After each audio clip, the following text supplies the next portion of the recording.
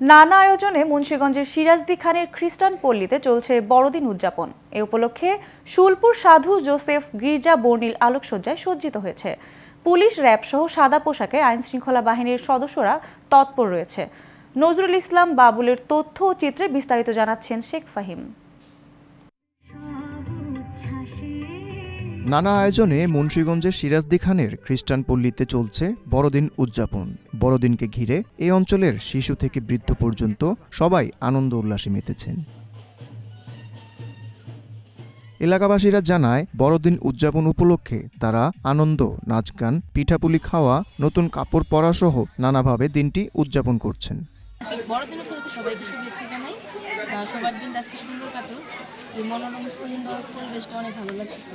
আমাদের বাড়িতে পিঠা পুলি, তারপরে সুন্দর জামা কাপড় এগুলো করবো, ঈশ্বরের কাছে প্রার্থনা করবো যেন সবাই সুস্থ থাকে। আজকে আমাদের অনেক ভালো লাগছে।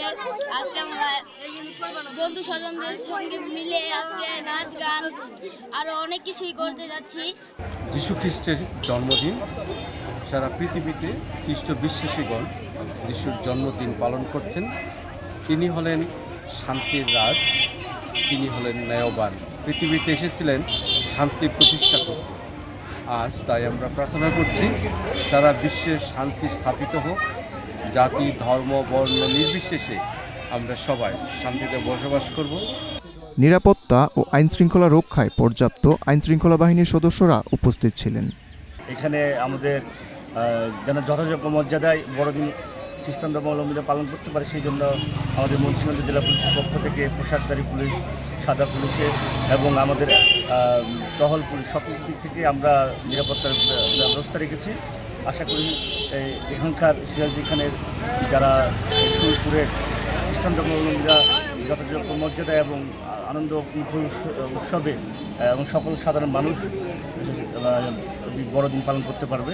উপজেলার শুলপুর এলাকায় ৩টি গ্রামে ৪০০ পরিবারের প্রায় ৫,০০০ খ্রিস্টান সম্প্রদায় বসবাস করেন। Sheikh Fahim, Asian television.